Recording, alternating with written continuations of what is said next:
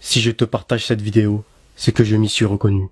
Après l'avoir regardée, je ne vois plus les choses comme avant.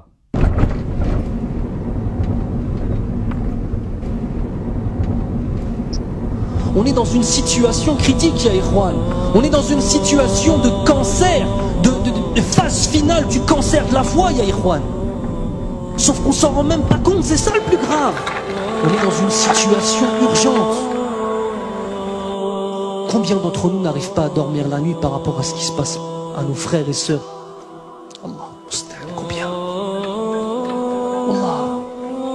Même al-mahabba, même le lien d'amour, fils abilillah, il a tellement disparu à ce point-là.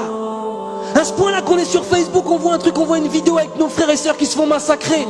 Ah, rahimahumullah. Et 5 minutes après, on est en train de bahak avec quelqu'un au téléphone. Nos cœurs, ils sont morts à ce point-là, subhanallah. Au point que si quelqu'un, on ne le connaît pas, on ne sait pas l'aimer. C'est ça l'amour fils abilillah. Aimer pour Allah, c'est réussir à aimer quelqu'un que tu n'as jamais vu de ta vie, Yahri. Parce qu'il a une foi qu'il partage avec toi, qui est la chose la plus importante. Est-ce qu'on pense, ne serait-ce que dans nos doigts, à faire des doigts pour nos frères et sœurs à travers le monde? Partout. Est-ce que quand on voit ce qui se passe, nos cœurs ils se retournent? Est-ce qu'on a peur pour nos frères qui se fassent tuer dans la rue? Est-ce qu'on a peur pour eux?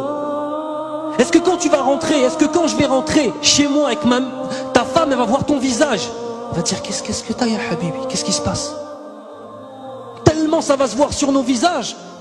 Quand tout ça, c'est notre relation avec Allah Azza wa Jal qui n'est pas assez forte, ni plus ni moins. Ni plus ni moins que ça. On est loin, ya Ikhwan. On est extrêmement loin.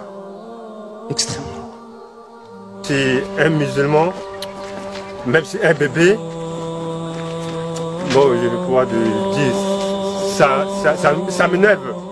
Tu vas pas tuer le bébé quand même? Moi, je tue le bébé. Moi, je tue le bébé. Mais un bébé de 2 ans, par exemple. Moi, je le tue. Mais 1 an, même si avec les femmes avec des grossesses, moi je le tue. Si le musulman ne parte pas dans le kilomètre 5, nous les Antilles, nous devons aller pour prendre tout le reste des musulmans là-bas pour manger. Parce que le musulman c'est bon pour manger. Parce qu'il avait beaucoup de têtes, donc il faut manger comme ça. Bon.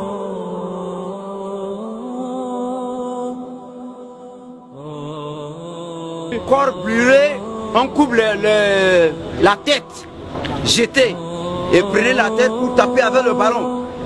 Ce n'est pas ça. On coupe notre corps là pour manger. Est-ce que dans nos joyeuses, est-ce qu'on mange le corps des gens? On ne mange pas.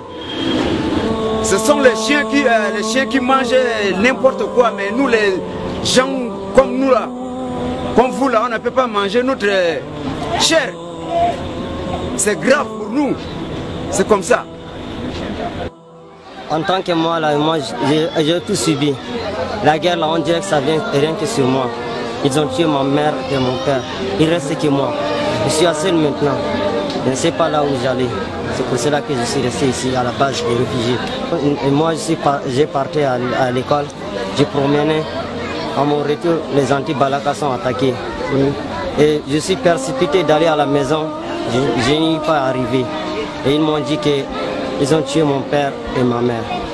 L'histoire d'un homme que j'ai rencontré ce matin au camp réfugié, il est en train de me raconter une histoire réelle qu'il a vécue sur le terrain. L'histoire c'est quoi? On a tué son fils, on l'a obligé de manger la chair de son propre fils. Il l'a mangé par obligation, mais ce dernier, il parlait en pleurant. Il me dit s'il pouvait pleurer avec du sang à lait, il le fera. Vraiment, et il a dit adieu à la viande. Lui, il va plus jamais manger de la chair, que ce soit la chair des animaux, comme poissons, etc. Il a juré de ne plus manger la viande parce qu'on l'a obligé de manger la chair de son fils, mes frères. C'est vraiment terrible. Ces gens-là, ce sont ceux qui nous aident ici à vivre. Sans eux, on serait déjà morts. Parce que les vivres ils nous amènent des vivres chaque fois.